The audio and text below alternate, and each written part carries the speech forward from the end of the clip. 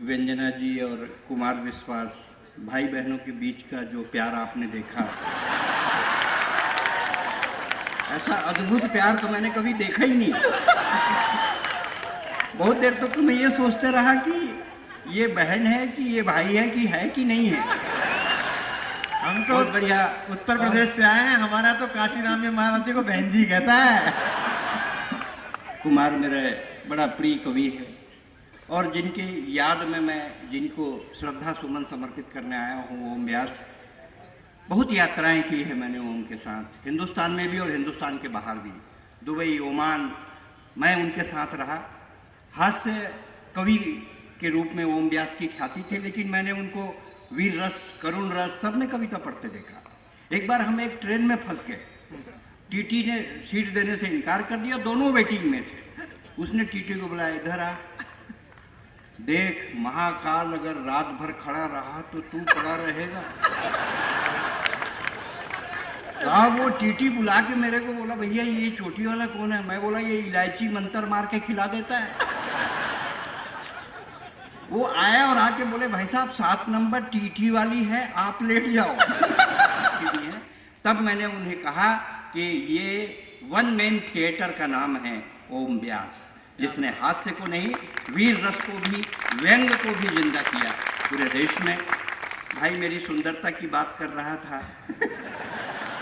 ये मेरी सुंदरता से जलता है। जलता नहीं, बिल्कुल सीरियसली बात बोल रहा हूँ, आप लोग समझ नहीं रहे। ये ना मेरी सुंदरता से जलता है।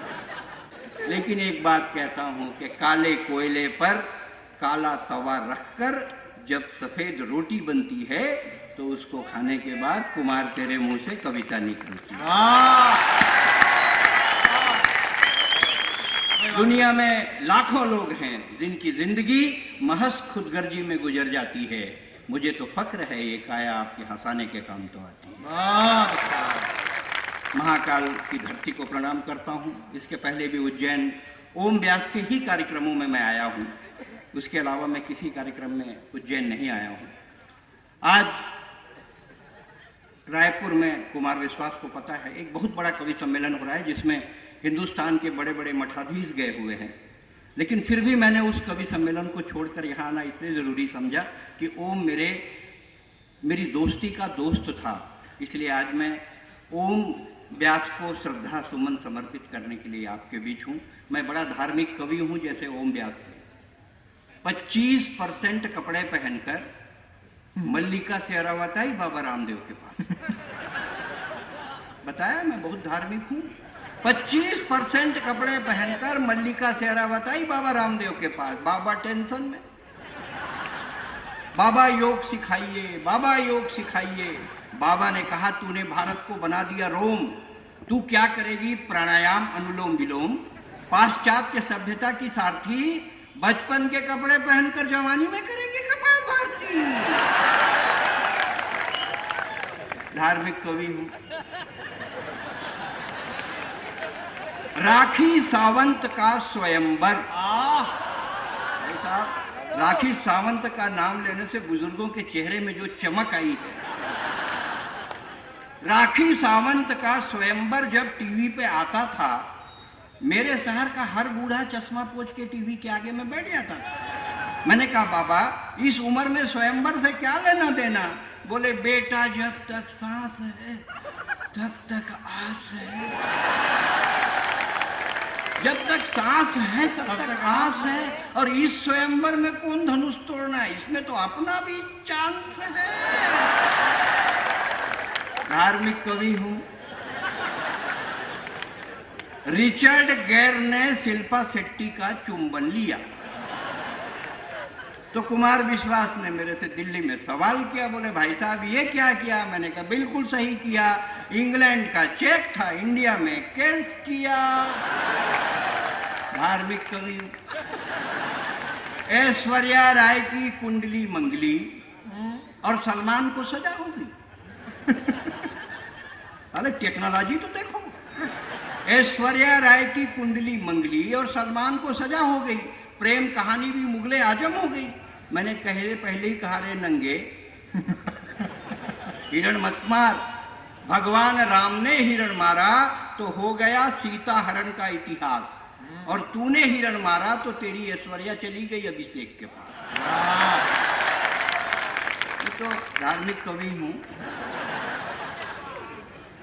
वो कविता के लिए कठिन शब्दों की जरूरत नहीं होती है, कविता बड़े सरल शब्दों में भी कही जाती है। जैसे बच्चों के नर्सरी के जीवन में पाठ होते हैं, अमर घर चल, चल अमर घर चल, ऐसे पाठ होते हैं बच्चों को पढ़ाने के लिए। नेता चल, दिल्ली चल, पटना चल, टोपी लगा, कुर्ता पहन, मंत्री बन, हवाला कर, घोटाला कर, तिहाड़ जा, वापस आ, टोपी लगा, कुर्ता पहन, मंत्री बन। और सही बात है मेरी बाबा। अब एक की तो लालटेन बुझी गई। पाठ 2, लालू उठ चारा खा। पाठ 2, लालू उठ चारा खा, दूध दे, दूध गरम कर, गरम कर रबड़ी बना। दूध गरम कर रबड़ी बना, रबड़ी रख कुर्सी पर, जेल जा, वापस आ, रबड़ी हटा, बैठ जा कुर्सी पर।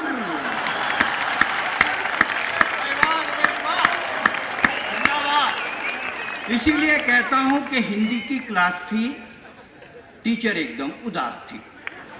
हिंदी की क्लास थी, टीचर एकदम उदास थी। पति से लड़कर आई, अब काहे की पढ़ाई। बच्चों ने कहा टीचर पढ़ाओ, टीचर पढ़ाओ। टीचर ने कहा दिमाग मत खाओ, कल गाय पे निबंध लिखवाया था ना, जाओ पति पर निबंध लिख कर लाओ। कल गाय पे निबंध लिखवाया था ना, जाओ पति पर निबंध लिख कर लाओ। बच्चों ने लिखा पति एक दयनीय पालतू प्राणी है। पति एक दयनीय पालतू प्राणी है जिसे हम मनुष्य भी कह सकते हैं। शादी के पहले पति सामान्यतः मनुष्य ही होता है। पति की 2 आंखें होती हैं जिनसे वो अल्टरनेट देखता है। पति के प्रकार, हिंदुस्तान में पति के 2 प्रकार पाए जाते हैं, एक जोरू का गुलाम, दूसरा जोरू का बादशाह। जोरू का गुलाम ये सस्ती, सुंदर और टिकाऊ नस्ल है, ये बहुतायत मात्रा में पाई जाती है। जोरू का बादशाह ये प्रजाति धीरे धीरे लुप्त हो रही है।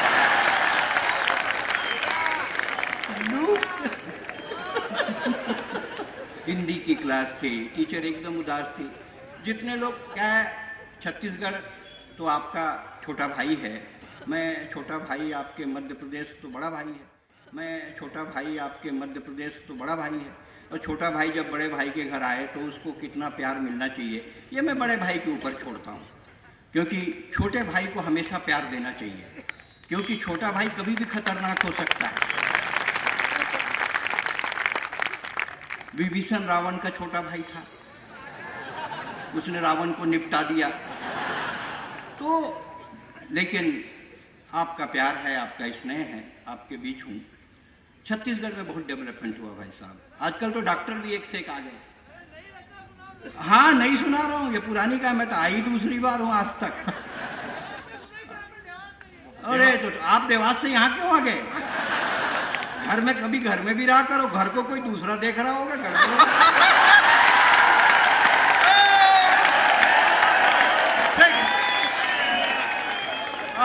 हाँ हाँ, अरे आप बैठो, आप बैठो, आप बैठो, आप बैठो, नहीं, मैं नहीं, आपके लिए आया हूँ। ये आपके लिए नहीं कर रहे, तो घर पे भी ऐसी रोज रात पी जाइए, तो आदत में शुमार। वो तो मैं समझ गया है कि देवास वाले उनको क्यों भेज दिए हैं। बोले वही जाओ, ओम व्यास आएगा। ये मुझे लग रहा है पंडित नहीं भेजे ऊपर से।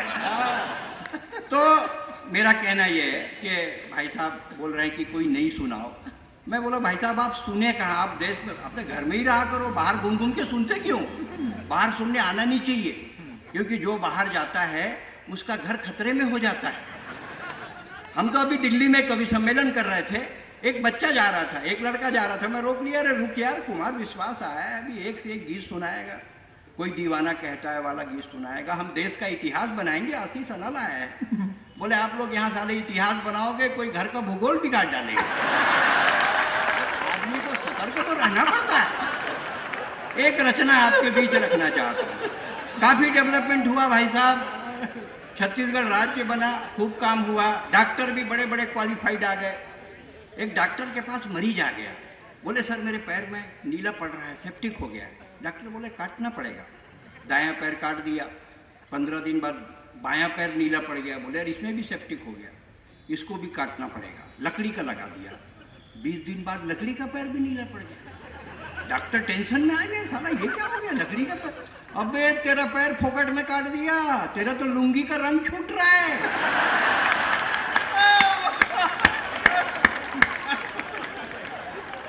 बच्चे भी इंटेलिजेंट हो गए साहब, इतने होशियार हैं कि कुछ हद नहीं। रिजल्ट आने वाला था, रिजल्ट आया बच्चे का, बाप ने बुलाया, क्या हुआ तेरे रिजल्ट का, क्या हुआ, पास हुआ कि फेल हुआ। बोले वो जो अपने गांव का सरपंच है ना, उसका लड़का फेल हो गया। अरे तू अपना बता तेरा क्या हुआ। बोले जो विधायक प्रतिनिधि है ना, उसका भी लड़का फेल हो गया। अरे तू अपना बता। बोले वो जो एसपी है ना, उसका भी लड़का। अरे तू अपना बता। जब इतने बड़े बड़े लोगों का लड़का फेल हो गया, तू साला कोई प्रधानमंत्री है जो तेरा लड़का पास हो गया। इतने होशियार हो गए। बहुत अच्छे साहब, आदमी दिन में 20 बार एक डायलॉग बोलता है, और वो डायलॉग है टाइम नहीं है। जो निहायत खाली फालतू बैठा रहता है वो भी बोलता है टाइम नहीं है। हमारे दुर्ग में महापौर रही सरोज पांडे, आजकल सांसद हो गई। उन्होंने खूब काम किया साहब, क्या बाजार, क्या सड़क, शमशान घाट तो इतना बढ़िया बनाया है, देखो तो मरने का मन करता है। पूरे चबूतरे में ग्रेनाइट लगा दिया है। हम एक अंतिम संस्कार में गए तो कुमार विश्वास बोले क्या चबूतरा है। मैं बोला चद्दर ओढ़ के लेट जा। बोले भाई साहब आपकी बात सही है, पर मेरे पास टाइम नहीं है। टाइम नहीं है भाई साहब, जिसको देखो उसके पास टाइम नहीं है, सब कुछ है, टाइम नहीं है। अर्थी के सामने एक लड़का बाइक में जा रहा था, कट के ऊपर कट लगा रहा था, तो बुड्ढे ने कहा इससे भी आगे निकल जाएगा। बोले आपकी बात सही है, पर मेरे पास टाइम नहीं है। टाइम नहीं है भाई साहब। बच्चा पैदा होते ही फेरेक्स, लैक्टोजिन, बोनीजान, ग्राइप वाटर, एपडेक खाता पीता है, डायरेक्ट चलने लग जाता है। डायरेक्ट। उसकी माँ कहती मेरे बेटा, मेरे कान्हा, मेरे लाल, घुटनों के बल चल, थोड़ी बाल लीला कर। बच्चा कहता है माँ तेरी बात सही है, पर मेरे पास टाइम नहीं है। टाइम नहीं, सारा डायरेक्ट चल रहा है। टाइम नहीं है भाई साहब। व्यापारी के पास परिवार के लिए टाइम नहीं है, नेता के पास सरकार के लिए टाइम नहीं है, पुलिस के पास रक्षा के लिए, और टाइम नहीं है शिक्षक के पास शिक्षा के लिए। टाइम नहीं है। टाइम नहीं रहे से में आ गया मोबाइल, झूठ बोलने की मशीन। अभी 2 मंत्री बैठे थे, मैं भी एक मंत्री का OSD हूँ छत्तीसगढ़ शासन में। साहब हम लोग बहुत टेंशन में रहते हैं, इस मोबाइल ने झूठ बोलना सिखा दिया। एक दिन गलती ये हुई कि मैं मोबाइल लेकर टॉयलेट में चला गया। एक ने फ़ोन किया, शिक्षा विभाग है मेरे मंत्री के पास, टीचर ने फ़ोन किया, मेरा लिस्ट में नाम है क्या। मैंने कहा मैं ऐसी जगह में हूँ जहाँ लिस्ट नहीं देख सकता। बोले आप झूठ बोल रहे हैं, आप अपने केबिन में हैं, देख के बताइए मेरा नाम है क्या। मैं बोला ले फ्लैश की आवाज़ सुन। हाँ बड़ा टेंशन है। 24 घंटे आदमी मोबाइल लेके चल रहा है, आदमी मोबाइल लेके खाता है, मोबाइल लेके। आप तो कभी रायपुर आइए और मंत्रालय के सामने जो चौक है वहाँ एक भिखारी एल्युमिनियम के कटोरे में मोबाइल डाल के भीख मांगता है। 10-20 का रिचार्ज करा दे बाबा, 10-20 का रिचार्ज करा दे। आदमी 24 घंटे मोबाइल लेके चलता है, मोबाइल लेके खाता है, मोबाइल लेके नहाता है, और तो टॉयलेट जाता है वहाँ भी मोबाइल ले जाता है। टॉयलेट में गया, निपटा, मोबाइल में SMS आ गया, पानी अमूल्य है, इसे व्यर्थ ना बहाए। अब साले पानी नहीं बहाए तो बाहर कैसे आए। टाइम नहीं है, टाइम नहीं है भाई साहब। आजकल लड़के लड़कियां माँ बाप का नाम नहीं पूछते, मोबाइल का सीरीज पूछते हैं। 2 लड़कियां जा रही थी, आपस में बात कर रही थी, तेरा कौन सा सीरीज, बोला N सीरीज, बोले तेरा, बोले मेरा भी N। पीछे से मैं उनके ऊपर गिर गया, बोले हट 3210 नोकिया। बोले हट 3210 नोकिया। मैं बोला हाँ मैं 3210 नोकिया हूँ, मेरी खपत बहुत कम है, पर एक बार बैटरी को चार्ज करके देख, इस बैटरी में बहुत टाइम नहीं है, टाइम नहीं है, टाइम नहीं है भाई साहब, टाइम नहीं है। लेकिन अगर आपकी जिंदगी में ये 3 घटना घटे तो आप कभी मत कहिएगा कि टाइम नहीं है। अगर कोई बेबस औरत सड़क पर इज्जत बचाने के लिए गुहार लगाए, कोई अंधा सड़क पार करने के लिए लाठी थमाए, कोई विदेशी सरहद पार करके हिंदुस्तान में घुस जाए और कोई भारत माता को गाली सुनाए, तो कभी मत कहिएगा टाइम नहीं है, टाइम नहीं है, टाइम नहीं है। बहुत बहुत धन्यवाद। फेंक वाले जा नहीं रहा था, भाव बढ़ा रहा था, है ना? एक रचना के लिए कुमार भाई कह रहे हैं, वो पढ़ देता हूँ, मेरी प्रिय रचना है वो। जब आदमी के पास टाइम नहीं हुआ, पहले शादी ब्याह लगते थे, होते थे, तो आप देखेंगे कि पंगत लगती थी, लोग प्यार से आग्रह से परोसगारी करके खिलाते थे, एक और लो एक और लो। अब टाइम नहीं है आदमी के पास। अब आदमी क्या करता है, तंबू लगा देता है, बोलता है जाओ ताकत दिखाओ और खा के आ जाओ। उसे बोलते हैं बफे। एक तो स्कूटर से पूरी फैमिली लेकर एक आदमी आया और जहां बफे की दावत चल रही थी, बाहर में स्कूटर खड़ा किया, कुर्ता उतारकर पत्नी को दिया, बोला यहीं रुक, मैं कुछ गुन ताड़ा करके आता हूं। साहब टाइम नहीं है आदमी के पास। हमें मिला एक दावतनामा, आज रात्रि को प्रीति भोज में आए। क्या हुआ, जब मैं पहली बार हवाई जहाज में गया भाई साहब, मेरे को हवाई जहाज में इन्हीं लोगों ने बैठाया और बैठाते ही इन लोगों ने कह दिया कि भैया इसमें ना टिकट में खाने का पैसा जुड़ा है, आप घंटी बजाना और मंगाना, वो सब टिकट में जुड़ा है। ऐसा बोल के इन्होंने मेरे को डेकन में बैठा दिया जिसमें पैसा लगता है खाने का। मैं खाया, ब्राह्मण आदमी नॉन स्टॉप खाते रहा। वो आई 180 रुपये का बिल लेके। मैं बोला ये तो टिकट में जुड़ा है। बोले पानी भरा है, बाकी ये भंडारा जो आप किए हो ना इसका पैसा लगेगा। मेरे को लगा कि इस लड़की को मैं कहीं देखा हूं। मैं बोला तू रामप्यारी है क्या? अरे साहब आप तो पहचान लिए, मैं तो आपके यहाँ बर्तन मानती थी। बोला यहाँ क्या कर रही है? बोले यहाँ भी वही काम है, बस पद बदल गया है, एयर होस्टेस हो गई हूँ। बोला ये तो बता, तेरे साथ तो ट्रैक्टर चलाने वाला ड्राइवर भागा था समारू, वो कहाँ है? बोले वही तो जहाज को चला रहा है। बड़ा दिक्कत है साहब। बहुत अच्छे। हमें मिला एक दावतनामा, आज रात्रि को प्रीति भोज में आए। हमें मिला एक दावतनामा, आज रात्रि को प्रीति भोज में आए। ओम व्यास के इस समारोह की आवश्यकता क्यों है देश में? ओम व्यास सिर्फ ठहाकों के कवि नहीं थे। अभी आपने उनकी माँ की कविता के रसेस देखे थे या पूरी कविता देखी होगी। ओम व्यास हर विधा पे कविता लिखने वाला कवि था। ओम व्यास की आवश्यकता सिर्फ मध्य प्रदेश को नहीं, पूरे हिंदुस्तान को, बल्कि पूरे विश्व को है। और इसलिए है कि जब रविन्द्रनाथ टैगोर के जय हे से AR रहमान का जय हो पावरफुल हो जाता है, तब ओम व्यास की याद आती है, तब ओम व्यास की जरूरत पड़ती है। जब हरिवंश राय, जब अमिताभ बच्चन अपने ब्लॉग में लिखता है कि अभिषेक को हिंदी सिनेमा में आगे बढ़ने के लिए हिंदी सीखनी चाहिए, हरिवंश राय बच्चन के पोते को जब हिंदी का संकट आता है, तब ओम व्यास की जरूरत महसूस होती है, तब ओम व्यास की याद आती है। कविता सिर्फ हंसों के लिए नहीं लिखी जाती है। आपने ओम व्यास को खूब सुना है, आपकी मिट्टी का वो हीरा रहा है। मैंने ओम व्यास को भरपूर सुना है, वो हर विधा के कवि रहे। माँ की उनकी अमर कविता की 4 पंक्तियां भाई ओम को समर्पित करता हूँ। दुनिया में एक ही रिश्ता है माँ, जो अपने बच्चे को मार कर खिलाती है, डांट कर पढ़ाती है, और जब बच्चा पढ़ लिख कर बेरोजगार हो जाता है तो रोज उसकी जेब तलाशती है। माँ का संदेश सही है, उसे लगता है मेरे बेरोजगार बेटे की जेब में कहीं जहर की पुड़िया तो नहीं। साहब ये माँ होती है। छत दरो दीवार से कोई घर घर नहीं होता, जिस घर में माँ नहीं होती ना वो घर कभी घर नहीं होता। साहब हमें मिला एक दावतनामा, आज रात्रि को प्रीति भोज में आए। गिद्ध भोजन, दूसरा दुबला पतला मरियल दूर में खड़ा खड़ा हलवा सूंघ रहा था। हमने कहा भाई साहब टेबल के पास नहीं जाएंगे, अपने खाने के लिए कुछ नहीं लाएंगे? उसने हाँफ कर जवाब दिया, अभी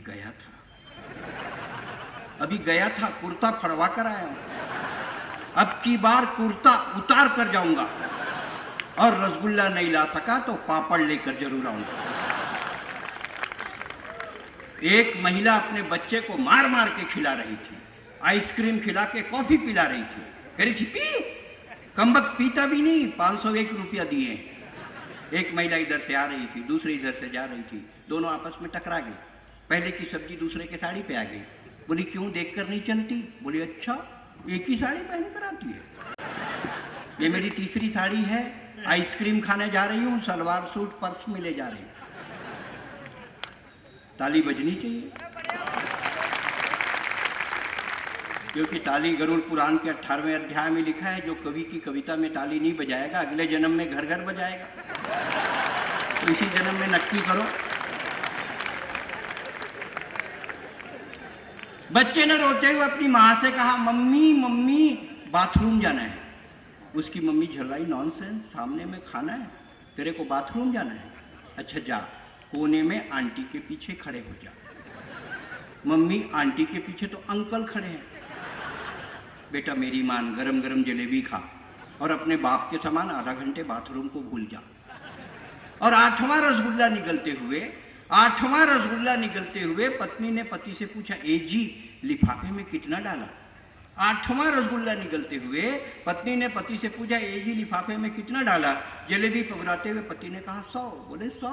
हमारी शादी में इन्होंने 20 रुपया टिकाया था और 1 घंटा 45 मिनट खाया था, अपन सुबेरे तक खाएंगे, लेकिन 100 रुपया का हिसाब करके जाएंगे। दरअसल ये बफे है पाश्चात्य सभ्यता का अनुकरण, कि आदमी आए, थोड़ा खाए, ज्यादा बतियाए, मुस्कुरा कर चला जाए। पर हिंदुस्तान भूखे नंगों का देश, यहाँ आदमी खड़ा खड़ा इतना खाता है, खड़ा नहीं रह पाता है। आदमी खड़ा खड़ा इतना खाता है कि खड़ा नहीं रह पाता है। दरअसल बफे है पाश्चात्य सभ्यता का अनुकरण, इसमें सब कुछ होता है, आग्रह नहीं होता, प्यार नहीं होता, स्नेह नहीं होता, अपनापन नहीं होता, इसलिए बफे जीवने का कोई सिस्टम नहीं होता। अगले बफे में जाएं, सुरेंद्र दुबे की याद लेकर जाएं, सुरेंद्र दुबे की याद लेकर आए। कविता खत्म हो गई, ताली बजाएं। आदरणीय पवन जैन जी मंच पर बैठे हैं, छत्तीसगढ़ से आपके बीच आया हूँ। एक ऐसी समस्या से हम जूझ रहे हैं, जब छोटा भाई बड़े भाई के घर आता है तो अपने दुख भी बताता है और अपने सुख भी बताता है। सुख तो आपने सुने, मैंने आपको ठहाके लगवाए, और मेरा दुख भी है। और दुख ये है कि नक्सलवाद पूरी तरह से छत्तीसगढ़ में, बस्तर में हावी हो रहा है। एक नक्सलवाद पर एक कविता, बहुत कम समय में आपका लूंगा, लेकिन ये मिशन की कविता है, इसलिए इसे जोरदार तालियां बजा ले इसमें, क्योंकि ये कविता आपकी तालियों के ताकत पर चलेगी, क्योंकि ये मेरे दर्द की कविता है। आपको पता है आरपीएफ जवानों की पत्नी और माताएं कैसा जीवन बिताती हैं? आपको पता है आरपीएफ जवानों की पत्नी और माताएं कैसा जीवन बिताती हैं? जब बस्तर से उनके बच्चों की कुशलता का संदेशा आता है, तब मुश्किल से 2 रोटी खाती हैं। तब मैं बस्तर का दर्द आपके बीच गाने के लिए आया हूँ। तब मैं बस्तर का दर्द गाना चाहता हूँ। भाई साहब, अच्छी कविता अगर आप ताली नहीं बजाएंगे तो कवि का मनोबल टूटेगा। ये मिशन की कविता है, दर्द की कविता है, छत्तीसगढ़ की एक दर्द की कविता आपके बीच में। स्वागत है दुबे जी, बढ़िए। केंद्र सरकार कहती है कि हम नक्सलवाद के खिलाफ कड़े कदम उठा रहे हैं। केंद्र सरकार कहती है कि हम नक्सलवाद के खिलाफ कड़े कदम उठा रहे हैं, और जिन रास्तों पर रेलगाड़ियां लूटी जाती हैं, उन रास्तों पे हम रेलगाड़ी नहीं चला रहे हैं। क्या बहादुरी है भाई साहब। तब बस्तर का दर्द गाना चाहता हूं कि मैं खामोश बस्तर हूं। आप में से बहुतों ने बस्तर को देखा होगा। मैं खामोश बस्तर हूं, लेकिन आज बोल रहा हूं, अपना एक एक जख्म खोल रहा हूं। मैं उड़ीसा, आंध्र, महाराष्ट्र, झारखंड की सीमा से टकराता हूं, लेकिन कभी नहीं घबराता हूं। आज दरिंदे सीमा पार करके मेरी छाती में आते हैं और महुआ नहीं लहू पीकर जाते हैं। मैं लाशों के टुकड़ों को जोड़ रहा हूं। मैं खामोश बस्तर हूं भाई साहब, लेकिन आज मैं खामोश बस्तर हूं साहब, लेकिन आज बोल रहा हूं। बहुत अच्छे दुबे जी, मैं खामोश बस्तर हूं भाई साहब, लेकिन बोल रहा हूं। आजादी के लिए मैंने गुंडाधूर को जन्म दिया था, आजादी के लिए मैंने गुंडाधूर को जन्म दिया था। इंद्रावती का पानी तो भगवान राम ने पिया था। भोले आदिवासी तो भाला और धनुष बाण चलाना जानते थे, विदेशी हथियार तो उनकी समझ में भी नहीं आते थे। ये विकास की कैसी रेखा खिंच गई कि मेरी छाती में ही लैंडमाइन बिछ गई। ये विकास की कैसी रेखा खिंच गई कि मेरी छाती में ही लैंडमाइन बिछ गई। मैं लाशों के टुकड़ों को जोड़ रहा हूँ। मैं खामोश बस्तर हूँ भाई साहब, इसीलिए उज्जैन में आज बोल रहा हूँ। मैं खामोश बस्तर हूँ भाई साहब, इसीलिए आज उज्जैन में बोल रहा हूँ। मेरी संतानें एक कपड़े से तन ढकती थी। बस्तर में महिलाएं भी एक ही कपड़े पहनती थी, आबूजमाड़ कोंटा। मेरी संतानें एक कपड़े से तन ढकती थी, हंसती थी, गाती थी, मुस्कुराती थी। आज इतना विकास है, इतना विकास है कि हर आंगन में एक लाश है। आज इतना विकास है कि हर आंगन में एक लाश है। अब तो मेरी संतानें भी मुखौटे लगाती हैं, लेकिन एक बात उनकी समझ में नहीं आती है कि बहेलियों ने जाल फेंका है। आप यकीन करिए भाई साहब, मैंने कल मां दंतेश्वरी को भी रोते हुए देखा है। आप यकीन करिए भाई साहब, मैंने कल मां दंतेश्वरी को भी रोते हुए देखा है। मैं लाशों के टुकड़ों को जोड़ रहा हूँ। मैं खामोश बस्तर हूँ, लेकिन बोल रहा हूँ। 6 अप्रैल को 76 जवान दंतेवाड़ा में शहीद होते हैं। 8 मई को 18 जवान मौत की भाषा बोलते हैं। 29 जून को 23 जवानों की माताएं सिसक सिसक कर रोती हैं। मैं इन माताओं के आगे आज हाथ जोड़ रहा हूँ। मैं खामोश बस्तर हूँ भाई साहब, लेकिन आज बोल रहा हूँ।